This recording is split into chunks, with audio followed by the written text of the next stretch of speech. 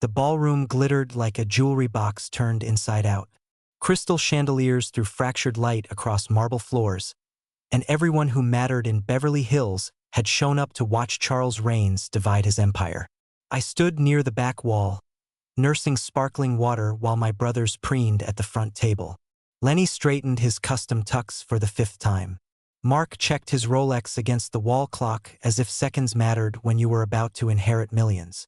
My father took the microphone. The room went silent.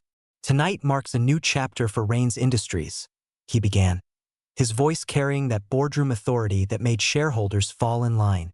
"I'm proud to announce the next generation of leadership." He pulled out the first folder.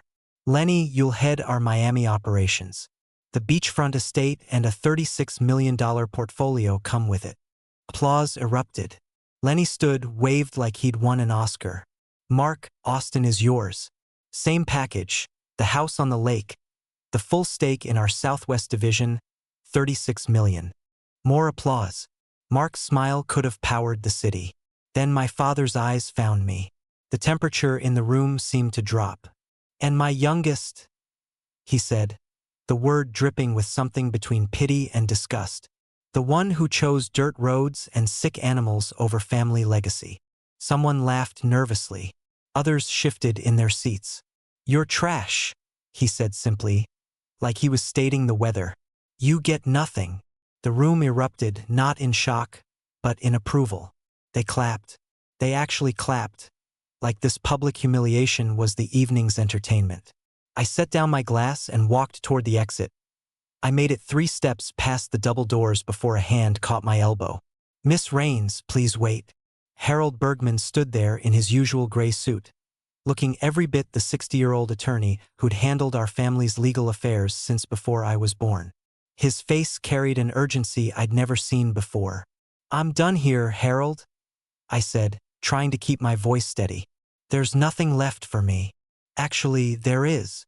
He reached into his jacket and pulled out a cream-colored envelope, thick and sealed with dark red wax. My mother's seal, the one with the small bird she'd loved. "Your mother left this with me 20 years ago. She gave me very specific instructions." My throat tightened. Mom had been gone for 2 decades, but seeing that seal felt like she was standing right there. "Instructions," I managed, "to deliver this to you on this exact date, at this exact event. Not a day sooner, not a day later." She was very clear. He pressed it into my hands.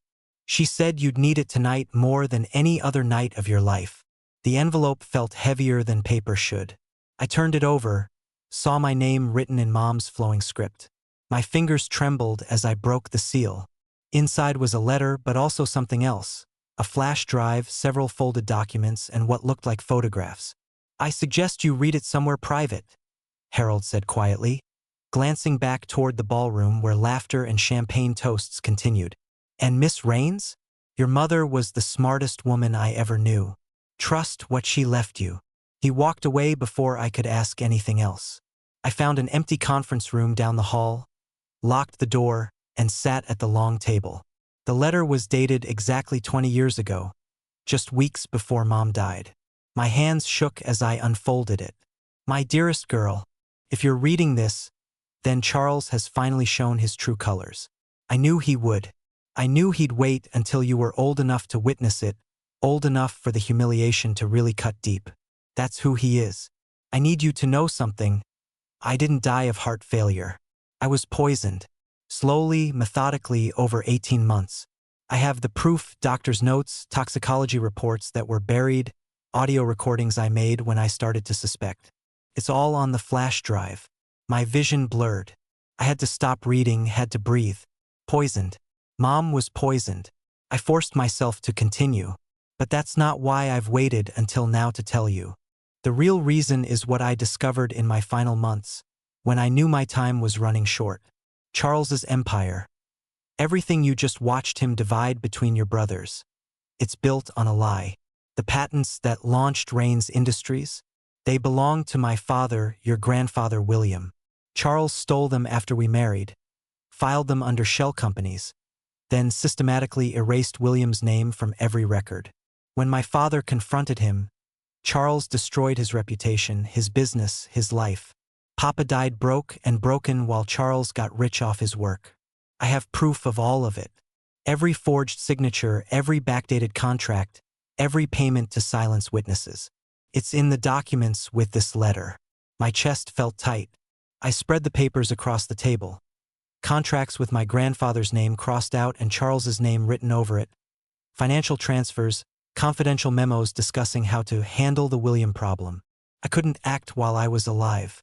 He would have destroyed you and your brothers to protect himself.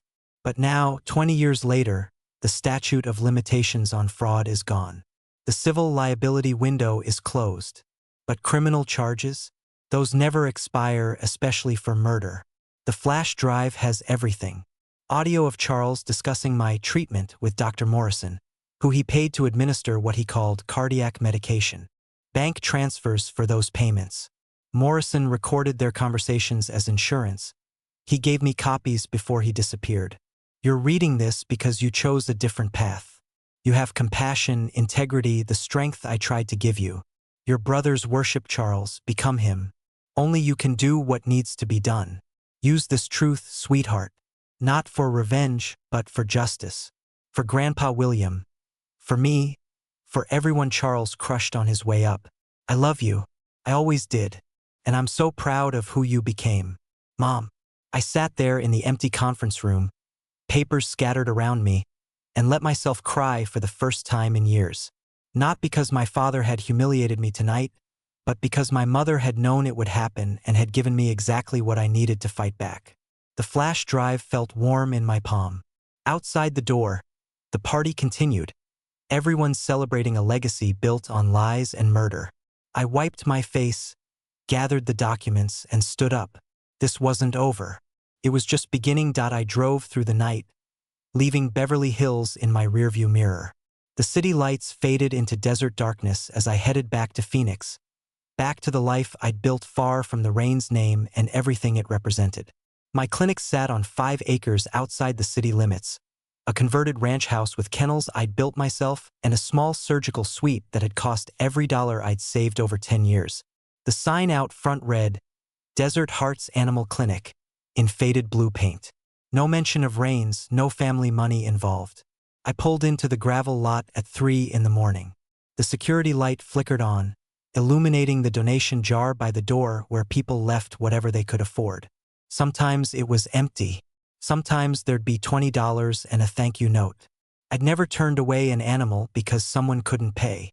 Inside, the overnight kennels held the usual cases. A 3-legged dog recovering from surgery after being hit by a car. 2 cats with upper respiratory infections whose owner worked 3 jobs and paid in installments. A desert tortoise with a cracked shell that a kid had found behind a gas station.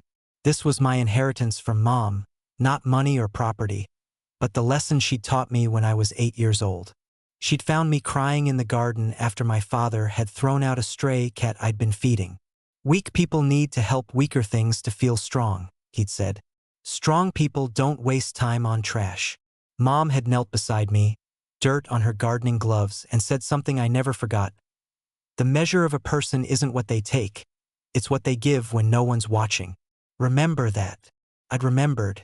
While Lenny went to Yale and Mark went to Princeton, I'd gone to veterinary school at a state university. While they bought sports cars and penthouses, I'd rented a studio apartment and saved for equipment. When Charles had called me a disappointment at every family dinner, I'd stopped going to family dinners. 3 years ago, I'd finally cut contact completely. No more holidays, no more obligatory calls, no more sitting through speeches about legacy and ambition while they mocked my life choices. Lenny had actually laughed when I told them I was treating rescue animals. So you're a charity case for charity cases, he'd said. Charles had just looked at me like I was something he'd scraped off his shoe. I made coffee and sat at my desk, the flash drive in front of me. Mom's letter lay beside it, her handwriting a ghost from 20 years ago. The pre-dawn quiet pressed in around me. I thought about leaving it alone. The easy path. Charles was 73 now, his empire established, his reputation untouchable. The statute of limitations Mom mentioned meant he couldn't lose his stolen fortune. Going after him would mean lawyers, publicity, dragging Mom's death back into the spotlight. It would mean becoming the kind of person who fought in courtrooms instead of saving lives in surgical suites. But then I thought about Grandpa William. I'd never met him. He died 2 years before I was born. But Mom had kept his photo on her nightstand. A kind face, gentle eyes, the look of someone who created things instead of destroying them. Charles had stolen his work, destroyed his name, and literally gotten away with murder. And my brothers were next in line to inherit that same cruelty. Lenny already treated his assistant like servants. Mark had been sued twice for hostile workplace practices. They were becoming Charles, just like Mom had known they would. The phone rang. Harold Bergman's number showed on the screen. "Did you read it?" he asked without preamble. "Yes. Your mother visited me 4 times in those final weeks," he said quietly. "She was so weak she could barely walk, but she insisted on getting everything perfect. The timing, the delivery, every detail. She said you'd need 20 years of distance to see clearly." She was right. What are you going to do? I looked around my clinic. At the kennels holding animals that society had thrown away. At the donation jar that barely covered my costs most months. At the life I'd built on compassion instead of conquest. "I'm going to do what she asked me to do," I said. "I'm going to tell the truth." Harold was quiet for a moment. "It won't be easy. Charles has resources, connections, lawyers who make careers disappear. And there's something else you should know." "What?" "He tried to have your mother's letter destroyed. 3 times over the years, he sent people asking if I had any documents from her estate. I lied each time. He knows something exists, he just doesn't know what." My coffee had gone cold. Outside, the first hint of dawn colored the horizon. "Good," I said. "Let him wonder." I spent the next week going through everything Mom had left me. The flash drive contained 47 audio files, each one meticulously labeled with dates and participants. I listened to them in the quiet hours after closing the clinic, headphones on, taking notes. The first recording was dated March 15th, 2 decades ago. Mom's voice, weaker than I remembered but still clear. "Charles, I found the contracts in your safe. The ones with my father's signatures." Then Charles, casual as if discussing the weather.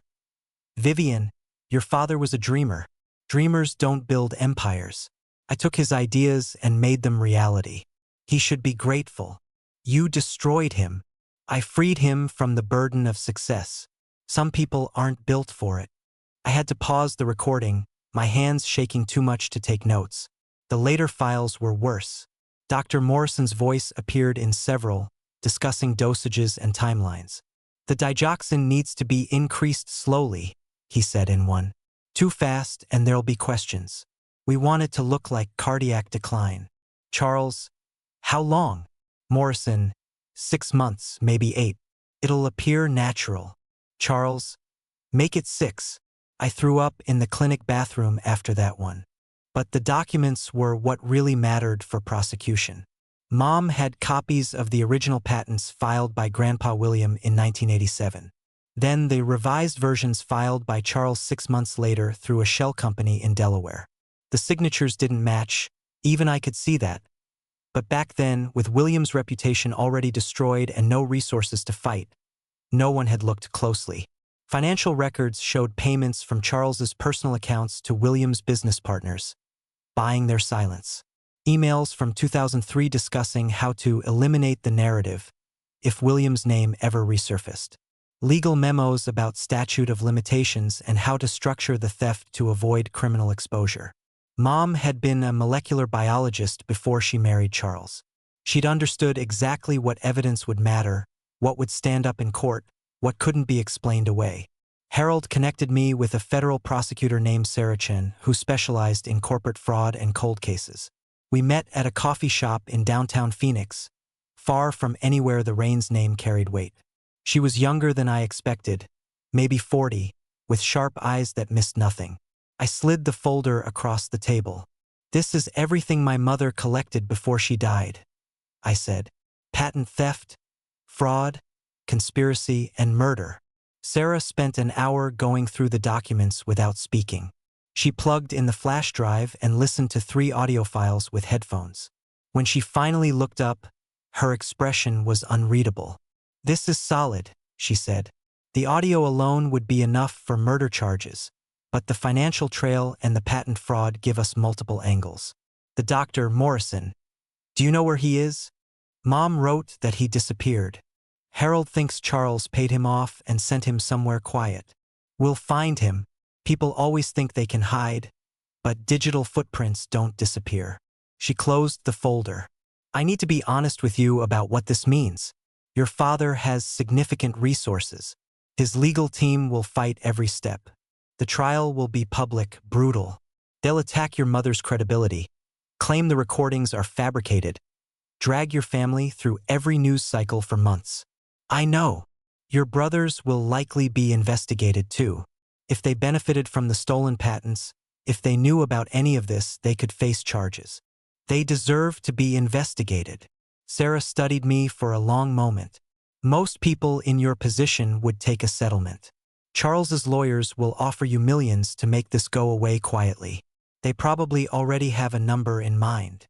I don't want his money, even if it means losing everything. Your privacy, your quiet life, possibly your clinic if the legal battle drains your resources." I thought about Mom writing that letter in her final weeks, knowing she was dying, making sure every detail was perfect. I thought about Grandpa William dying broke while Charles built an empire on his stolen work. I thought about the 20 years Charles had lived free while Mom was in the ground. My mother spent her last months collecting this evidence instead of fighting her illness, I said. She could have spent that time with me, with her garden, with anything else. But she chose to do this because she knew I'd need it. Because she knew I'd be strong enough to use it. Sarah nodded slowly. "Then we move forward. But I need you to understand, once we file charges, there's no going back. Charles will come after you with everything he has. Let him come." She smiled for the first time. "Your mother would be proud." 2 days later, Charles's lawyers called. They offered me $50 million to destroy Mom's evidence and sign a non-disclosure agreement. I told them I'd see them in court. The charity gala at the Houston Museum of Natural Sciences was supposed to be Charles's victory lap. 6 months after publicly humiliating me in Beverly Hills, he was being honored for philanthropic leadership with a Lifetime Achievement Award. The event had been planned for a year, tickets sold at $10,000 each, every major donor and business partner in attendance. I bought a ticket under my mother's maiden name. Sarah Chun had spent those 6 months building an airtight case. We'd found Dr. Morrison living in the Cayman Islands under an assumed name, teaching at a medical school. When federal agents showed up with the audio recordings, he broke within an hour. He gave a full confession, provided additional documentation, agreed to testify in exchange for a reduced sentence. The financial forensics team traced every dollar of the patent theft. They found the shell companies, the offshore accounts, the paper trail that showed exactly how Charles had systematically erased Grandpa William's name while funneling the profits through layers of corporate structures. But Sarah had warned me that evidence alone wasn't enough. "Public pressure matters," she'd said. "Charles has spent 40 years building influence. Judges get appointed by politicians who take his donations. We need the court of public opinion on our side before we step into an actual courtroom." That's why I was standing in the Houston Museum ballroom, wearing a simple black dress, watching Charles accept his award with that same smug smile he'd worn when he called me trash. The museum director finished his glowing introduction. Charles took the podium to thunderous applause. Lenny and Mark sat at the front table, beaming like proud sons. "Thank you all for this incredible honor," Charles began. "Building Rains Industries has been my life's work, my legacy, my gift to the next generation." I walked to the AV booth where a technician I'd paid $3,000 waited with my laptop. Harold stood beside him, wearing his gray suit, looking like he'd aged 10 years in the past 6 months. "You sure about this?" Harold asked quietly. "Mom was sure 20 years ago," I said. "I'm just following through." The technician nodded. "On your signal." I waited until Charles started talking about family values and the importance of integrity in business. The irony was too perfect. "Now," I said, The massive screens flanking the stage went dark. Charles stopped mid-sentence, confused. Then Mom's face appeared, 20 years younger but unmistakably her, sitting in what I recognized as her bedroom. "My name is Vivian Rains." Her recorded voice filled the ballroom. "If you're watching this, I'm dead. And my husband Charles is still lying about how I died." The room erupted in confused murmurs. Charles went pale. He looked frantically at the AV booth, but hotel security had already been instructed not to interfere. I told them it was a planned tribute video. Mom's video played for 8 minutes. She explained the poisoning with calm precision, naming Dr. Morrison and describing the digoxin doses. She detailed the patent theft, showing side-by-side comparisons of Grandpa Williams' original documents and Charles's fraudulent filings. She played audio clips, just 30-second excerpts, but enough to hear Charles discussing the treatment plan with Morrison. "I didn't fight while I was alive because I knew Charles would destroy my children to protect himself," Mom said, looking directly into the camera. "But I also knew that one of them would be strong enough to tell this truth when the time was right. If you're hearing this, my daughter found the courage I couldn't." The video ended with a photo of Mom and Grandpa William in his lab, both smiling. The ballroom was dead silent. Then the side doors opened and federal agents walked in. Sarah Chun led them, badge visible, heading straight for the stage. "Charles Rains, you're under arrest for conspiracy to commit murder, wire fraud, and racketeering," she announced clearly, her voice carrying across the frozen room. "You have the right to remain silent." Charles tried to run. Literally ran toward the emergency exit like a common criminal instead of the dignified businessman he'd pretended to be. 2 agents caught him before he made it 5 steps. The handcuffs clicked shut and something in my chest unlocked. 20 years of Mom's silence. 20 years of Charles's lies. Ending in a museum ballroom with 800 witnesses. Lenny jumped up from the front table. "This is ridiculous. Our lawyers will." "Your accounts are frozen," Sarah said calmly, pulling out additional paperwork. "All assets connected to the fraudulent patents, which is approximately 90% of Rains Industries holdings. That includes the Miami and Austin properties, the trust funds, the company shares. Everything." Mark's face went from red to white. "You can't do that. Federal asset seizure in an ongoing criminal investigation." "We absolutely can." As agents led Charles toward the doors, he looked back and found me in the crowd. For the first time in my life, I saw fear in his eyes instead of contempt. I didn't smile. I didn't gloat. I just watched him go. The trial lasted 11 weeks and dominated every news cycle. CNN ran daily coverage. The Wall Street Journal published a 6-part investigation into corporate fraud in the tech industry. Mom's video went viral with over 40 million views in the first week alone. Charles's legal team was exactly as aggressive as Sarah had predicted. They claimed the audio recordings were deepfakes, that Mom had been mentally unstable, that I was a disgruntled daughter seeking revenge for being cut out of the inheritance. They painted me as bitter and delusional, but they couldn't explain the financial records. They couldn't discredit Dr. Morrison's testimony when he sat on the stand for 3 days describing exactly how he'd administered the poison and why he'd recorded his conversations with Charles as insurance. They couldn't make Grandpa Williams' original patents disappear or explain why Charles had filed identical patents through shell companies 6 months after Williams' business collapsed. The forensic accountants traced 40 years of fraud. Every stolen innovation, every suppressed patent claim, every payment to silence witnesses. The prosecution presented 847 pieces of evidence over 7 weeks. Charles sat at the defense table in expensive suits, maintaining that dignified businessman facade, but I watched it crack day by day. By week 8, he looked 20 years older. Lenny and Mark attended every session, sitting behind the defense table in suits that got progressively cheaper as their accounts remained frozen. The mansions had been seized pending the outcome. The cars were gone. Mark's wife filed for divorce in week 3. Lenny's girlfriend moved out and sold her story to a tabloid. I watched them from the gallery, remembering the Beverly Hills gala where they'd applauded my humiliation. They never looked at me once during the entire trial. The jury deliberated for 6 hours. Guilty on all counts. conspiracy to commit murder, first-degree murder, wire fraud, racketeering, patent theft, witness tampering. The judge sentenced him 2 weeks later, life without possibility of parole. She spent 20 minutes explaining her reasoning, citing the calculated, cold-blooded nature of the crimes and the complete lack of remorse. Charles was 73 years old. He'd spend whatever time he had left in a federal prison. As they led him out of the courtroom in handcuffs, he finally looked at me. Not with fear this time, but with pure hatred. Like I'd betrayed him instead of simply telling the truth about what he'd done. I felt nothing. No satisfaction, no revenge, no victory. Just a deep, settled sense that Mom could finally rest. The asset seizure hit Lenny and Mark hardest. The investigation found they'd known about the patent theft for at least 5 years.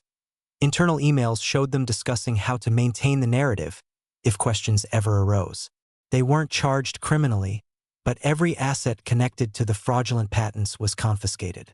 The Miami estate, the Austin Lake house, the company shares, the trust funds, all gone. The government seized approximately $1.8 billion in total assets. Some would be returned to families of other inventors Charles had defrauded over the years. The rest would go to the treasury. My brothers were left with nothing except their personal savings, which for people who'd always expected to inherit billions, wasn't much. Mark had maybe 200,000. Lenny had less. The media circus finally died down after the sentencing. I stopped doing interviews, stopped reading articles, stopped engaging with the story entirely. I drove back to Phoenix and returned to my clinic. The three-legged dog had been adopted by a retired teacher. The cats with respiratory infections had recovered and gone home. The desert tortoise with the cracked shell was doing well. His owner, a 10-year-old named Miguel, visited every week to check on him. This was real. This mattered. Not the trial, not the billions in seized assets, not the headlines. Just the quiet work of healing things that others had broken. Harold called on a Tuesday morning 6 months after the sentencing. "There's something you should know," he said. "The government is releasing victim compensation funds. As Vivian's heir and the person who brought the evidence forward, you're entitled to a substantial portion." "How much?" "Around 400 million. I sat in my office, phone pressed to my ear, trying to process that number. $400 million. More money than I could spend in 10 lifetimes. "What do I do with it?" I asked. Harold laughed softly. "That's entirely up to you. But I suspect your mother would want you to do something meaningful." I looked around my small clinic. At the donation jar that never held enough. At the equipment that needed upgrading. At the kennels that were always full because I never turned anyone away. "I have an idea," I said. 3 weeks later, I broke ground on the Vivian Rains Animal Trauma Center. Not just a clinic, but a full veterinary hospital with surgical suites, an ICU, a rehabilitation facility, and a training program for vets who wanted to work in underserved communities. Free care for anyone who couldn't afford it. No animal turned away ever. The Vivian Rains Animal Trauma Center opened on a clear October morning, exactly 1 year after the Beverly Hills Gala.